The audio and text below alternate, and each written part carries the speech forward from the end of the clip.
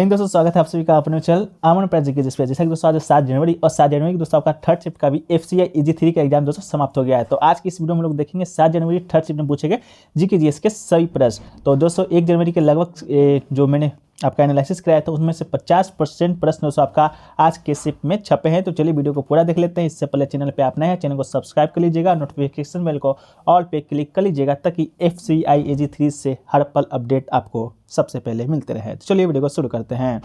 देखिए पहला क्वेश्चन जो देखने को मिल रहा है वो पूछा गया था सारे जहां से अच्छा के लेखक कौन है। तो दोस्तों सारे जहां से अच्छा या ताराना हिंद उर्दू भाषा में तो पहला बात आपका लिखा गया है।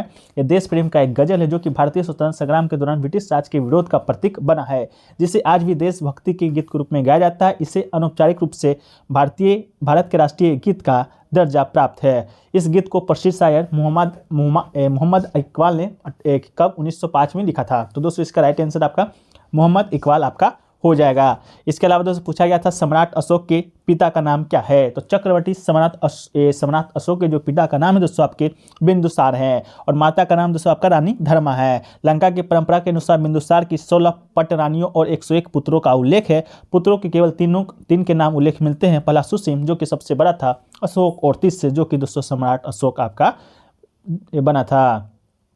एक क्वेश्चन पूछा गया था दक्षिण गंगा किसे कहा जाता है। तो गोदावरी को दोस्तों दक्षिण गंगा के रूप में जाना जाता है। कावेरी नदी को दक्षिण भारत की गंगा के रूप में जाना जाता है। तो दक्षिण गंगा पूछा था या दक्षिण भारत की गंगा पूछा था, ये आप कमेंट सेक्शन में बताइएगा। दक्षिण गंगा गोदावरी और दक्षिण भारत की गंगा कावेरी नदी।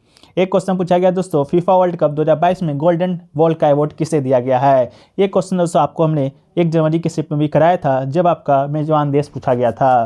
तो इस फीफा वर्ल्ड कप में लियोन मेसी को दोस्तों गोल्डन बॉल से नवाजा गया है और गोल्डन बूट का अवार्ड दोस्तों आपको दिया गया एम्बापे को, जो कि फ्रांस का खिलाड़ी था।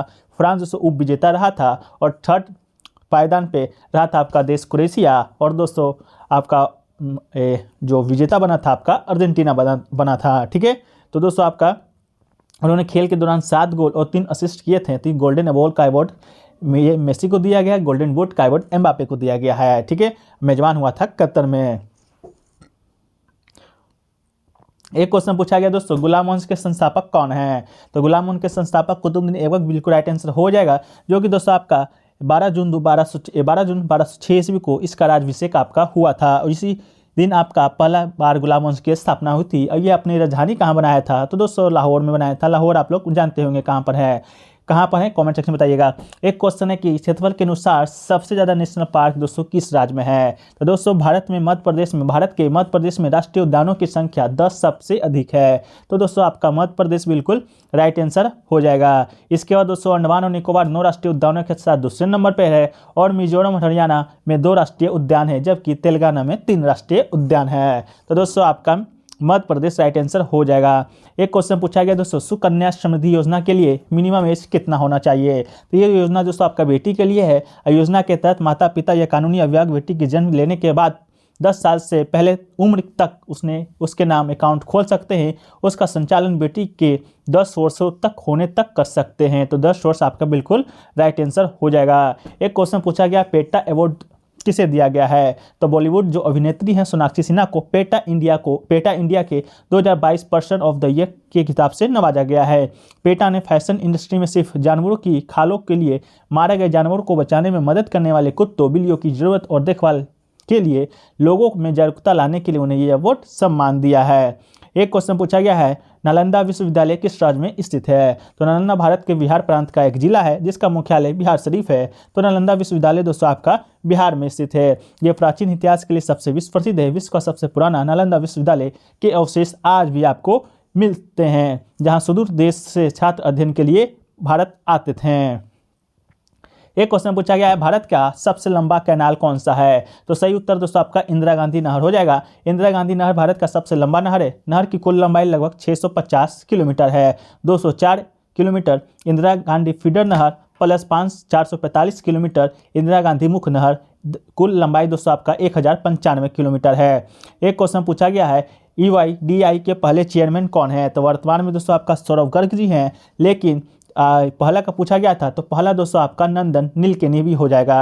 ये भी क्वेश्चन दोस्तों आपका फर्स्ट जनवरी को आपका ये क्वेश्चन आपका आया था। एक क्वेश्चन पूछा गया था कि कौन सा देश में भारतीय मूल के जो प्रधानमंत्री 2 बार निर्वाचित हुए हैं, तो लियोल वाराडकर दोस्तों आपके आयरलैंड के प्रधानमंत्री है, जो कि भारतीय मूल के नेता हैं और दूसरी बार प्रधानमंत्री बने हैं। तो देश आपका आयरलैंड, नाम आपका लियो वाराडकर हो जाएगा।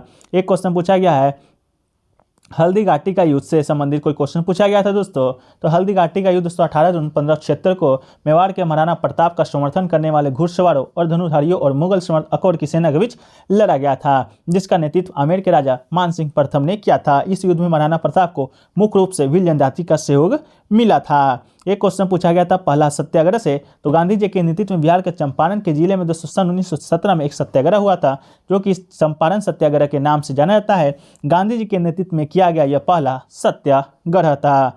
एक क्वेश्चन पूछा गया तो यूनेस्को का विश्व धरोहर से संबंधित कोई क्वेश्चन पूछा गया था, जो कि दोस्तों आपका ऑप्शन बेस्ड बनाना था। एक क्वेश्चन पूछा गया कि आरबीआई के अंदर कितने भारत में नोट छापने के प्रेस हैं, तो भारत में दोस्तों अभी 4 जगह आपका नोट है जो छपता है, नासिक, देवास, मैसूर व सालबोनी, जो कि पश्चिम बंगाल में है। नोट छपाई का काम किया जाता है। देवास की बैंक नोट प्रेस और नासिक की करेंसी नोट प्रेस वित्त मंत्रालय के अधीन काम करने की वाली security printing and meeting corporation of India के नेतृत्व में काम करते हैं। दोस्तों एक क्वेश्चन पूछा गया सबसे ज़्यादा चमकीला ग्रह कौन सा है, तो सौरमंडल का सबसे चमकीला ग्रह दोस्तों आपका कौन सा है, तो ये दोस्तों शुक्र हो जाएगा। मंगलवार रात को और अधिक चमकदार दिखाई पड़ेगा, तो सबसे चमकीला ग्रह दोस्तों आपका शुक्र ग्रह आपका हो जाएगा। ठीक है, इसके अलावा दोस्तों आपके पूछा गया था मिसेज वर्ल्ड 2022 का खिताब किसे दिया गया है, तो मिसेज वर्ल्ड 2022 का खिताब जम्मू कश्मीर की रहने वाली सरगम कौशल ने अपने नाम किया है, और 21 साल के इंतजार के बाद मिसेस वर्ल्ड का ताज एक बार फिर भारत के पास है। तो सरगम कौशल इससे पहले मिसेस इंडिया का भी खिताब जीत चुकी है, तो आपका सरगम कौशल बिल्कुल राइट आंसर आपका हो जाएगा। इसके अलावा दोस्तों पूछा गया था पूर्वी घाट की सबसे ऊंची चोटी कौन सी है, तो महेंद्रगिरी पूर्वी घाट की दूसरी सबसे ऊंची चोटी है, जो कि उड़ीसा राज्य के दक्षिण में स्थित है। तो पूर्वी घाट का सबसे ऊंचा चोटी कौन सा है, इसका दोस्तों आंसर आप लोग कॉमेंट में बताइएगा। इसके अलावा दोस्तों पूछा गया था आपका EIDI के पहले चेयरमैन, तो ये दोस्तों आपको हम बता चुके हैं EIDI के पहले चेयरमैन आपके कौन है। इसके अलावा दोस्तों पूछा गया था आपका कि गति शक्ति योजना से कोई भी संबंधित प्रश्न दोस्तों आपसे पूछा गया था कि गति शक्ति योजना का ब्रांड एम्बेसडर कौन है, या क्या पूछा गया था, कमेंट सेक्शन में बताइएगा। एक क्वेश्चन पूछा गया दोस्तों कि निम्नलिखित में से कौन सा प्राकृतिक संसाधन है जो कि कभी खत्म नहीं होगा, इसका भी आंसर आप लोग कमेंट सेक्शन में बताइए। एक क्वेश्चन दोस्तों आपका नीति आयोग से पूछा गया था, तो नीति आयोग दोस्तों आपको मालूम होगा कब बना है, 2015 ईस्वी में बना है। तो इसके जो चेयरमैन होते हैं या अध्यक्ष होते हैं आपके भारत के प्रधानमंत्री होते हैं। तो नीति आयोग से क्या प्रश्न पूछा गया था, इसको भी आप लोग कमेंट सेक्शन में जरूर से जरूर बताइएगा। एक क्वेश्चन पूछा गया दोस्तों आँख के पार्ट से भी कोई क्वेश्चन पूछा गया था, पार्ट ऑफ आई से कोई क्वेश्चन, तो इसको भी दोस्तों आप लोग कमेंट सेक्शन में बताइएगा। लगभग दोस्तों सभी प्रश्न हैं जो कि हमने आपको बता दिए हैं, कोई भी प्रश्न छूट गए होंगे इसको आप कमेंट सेक्शन में बता दीजिएगा। और वीडियो कैसा लगा वो भी कमेंट सेक्शन में बताइएगा। वीडियो अच्छा लगा होगा तो वीडियो को लाइक कीजिएगा और दोस्तों में अधिक से अधिक शेयर भी कर दीजिएगा, और चैनल पर नए होंगे चैनल को सब्सक्राइब कर लीजिएगा FCI AG3 एग्जाम से जुड़े हर पल अपडेट के लिए। तो चलिए वीडियो को यहाँ समाप्त करते हैं, जब तक के लिए जय हिंद जय भारत।